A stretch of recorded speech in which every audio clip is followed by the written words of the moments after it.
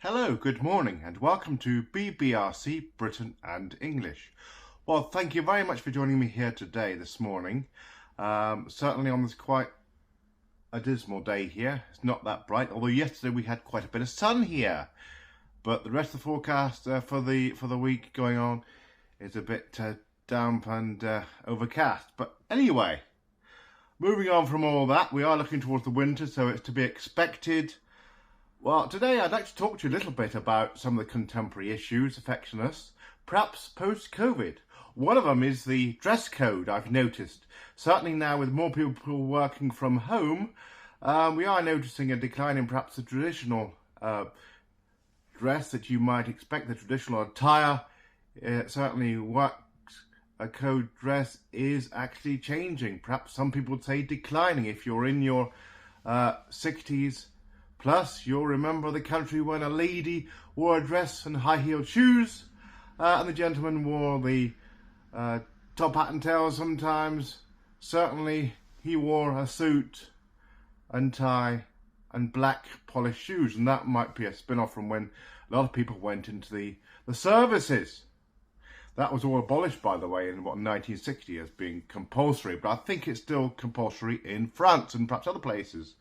Now, like to most people's decline, I don't know what your views are on that. Perhaps you can put a few comments out. But even in churches now, young people, perhaps the millennials, shall we say, are wearing trainers, white trainers and jeans.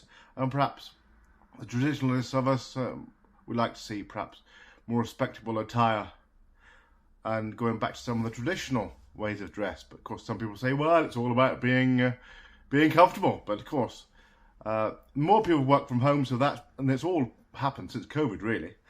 So that's why it is, in case people do wonder. But I know some countries have still got a very traditional view on what they should wear, especially in a formal setting. Now, you may have noticed on a previous broadcast, I actually partook in the Cheltenham Literature Festival. I partook in the creative writing section, and it wasn't held at Montpellier because of the fact that it was too busy up there, but Montpellier Park. But I actually said a couple of prose. Now, I composed these poems and I also read them at the festival. It was, like I say, it was at Everymount Theatre, and I hope you saw those. Now, I'd like to just say the original. Somebody did take a film of it, but unfortunately, it wasn't very good. And I'm trying to get what there is sent to me, which hasn't been easy, taken a bit of time, it hadn't come through on email, so in that respect I haven't got it. So I did do it myself, that's why I did it more. That's where I'm sat now, did 2 pieces of prose, so I hope you enjoyed those, and anything in the future I'll probably post on the same channel there, BBRC Britain and English, and you're welcome to tell your friends. You might notice that some were quite topical about net zero, the other one was about where I live, Gloucestershire, the county.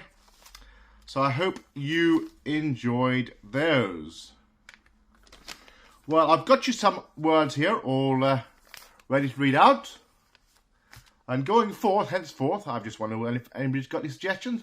We've got Remembrance Sunday coming up. Obviously, more sooner than that was Bonfire Night, Guy Fawkes Night. I did a video a bit about that. We've got Halloween, slightly controversial there, really, and not really linked to Christianity now. Really, it's gone way around.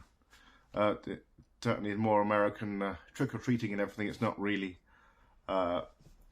relevant to Christians these days, but certainly did have its roots in, I think, pagan Christianity. But certainly the early roots. But there are other things coming up here, and do watch this space, as they say. Talking about the way people dress, as you know, school teachers normally, they're quite smartly dressed. Not everything, and you know, they have to be smartly dressed to speak to their pupils, really. Some people cannot work from home, as you well know, like bus drivers, nurses. Probably it's better if school teachers don't work from home, even though some teaching could be done online, because obviously young children are better off on a face-to-face contact and seeing what they're doing. And we found in this country some of the pupils haven't even gone back to school, so I don't know what's going there. Probably the more disadvantaged areas of poverty there. I don't know what's happened there. But anyway, I've got you some words here. and I hope you enjoy it. And henceforth we will reconvene probably in the next couple of weeks or so. But I've not done so many sessions since the summer recess, and then we're now into autumn, and of course going towards winter. But I know people are quite interested in the word use, and they're quite happy to see some of the poetry. So and any new viewers that I've met in the last month or two, you're very welcome. I do hope you enjoy it, and any suggestions, you're very welcome to write it down in the comments. Over to the words. With the words I normally read out on certain occasions, I read them out twice. The first time I read them out, you're very welcome to jot them down if you want to. Read them a second time so you can make sure you know how it's said. Then I leave a little bit of space and then go on to the next one. So the first word now, sleuth. Sleuth. Theory. Theory. Utopia. Utopia. Onomatopoeia. Onomatopoeia. Converged.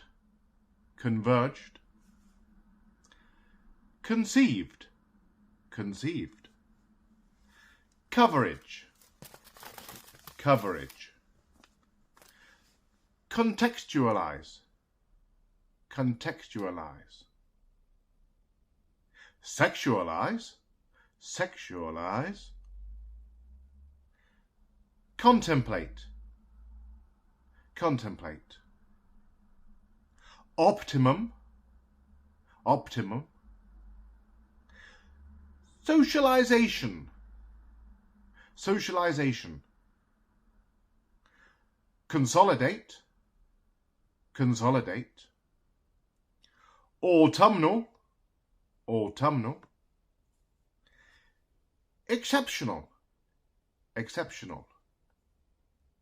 Condolences. Condolences. Panoramic. Panoramic. Predator. Predator. Ineptitude. Ineptitude. Bit of a funny one here. You know, some of these are topical words. Defecate. Defecate. Torrential. Torrential. Consequential. Consequential. Proactive. Proactive. Promiscuous. Promiscuous. Furtively. Furtively. And the last one, anatomy. Anatomy. WC. Now, I've added that one on the end there. WC. Now, I will tell you, without having to look at the dictionary, and by the way, I usually recommend dictionary here. Look at the Oxford Dictionary if you want to. I know a lot of you will look online, perhaps on your phone or on the tablet or something. Unless you're still using desktops, of course, which you may well be. Or a work break or something.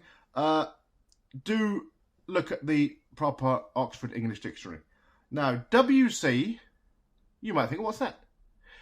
Perhaps if you go into a little village somewhere, you might see it on a door somewhere. Actually, it's a public toilet. I think it originally meant water closet. But certainly, these days, the word normally used is toilet.